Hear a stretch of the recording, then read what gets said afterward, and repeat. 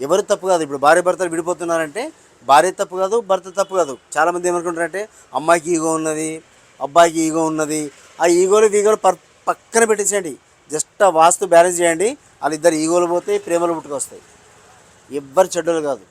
వాస్తు, పేరు ఈ రెండు తప్ప మూడోది నీ అఫర్మేషన్ లేదు. ఇప్పుడు పాతకాలంలో ఈసారి ఇప్పుడు అఫర్మేషన్ చేసేయచ్చు. నేను కూడా క్లాస్కి పోయించిన.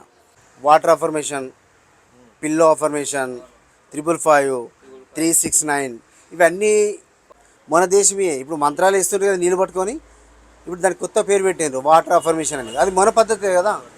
ఒకటి ఇప్పుడు ఆ 369, 555 ఇవన్నీ నంబర్లు. మన ముందు పేపర్ మీద రాసి తాయితులు పడుతుంటాయి కదా. ఇదేదైనా సరే అంత ఇండియాలో పుట్టినాయి ఇవన్నీ.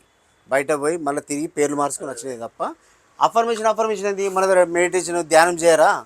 అదే కదా అఫర్మేషన్ అంటే. కొత్తగా ఏమున్నది? 17,000, 20,000, 15,000 తీసుకుంటున్నారు.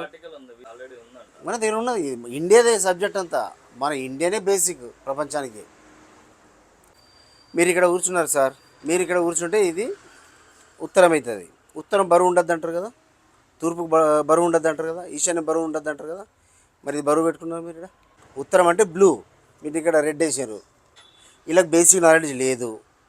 యూట్యూబ్లలో ఏదో ఏదో ఒక్కటి చూస్తున్నారు, మిగతా అందరూ అదే చెప్తున్నారు. కాపీ పేస్ట్ గల జమైన్లు. ఇది ఇక్కడ పనికిరాదు.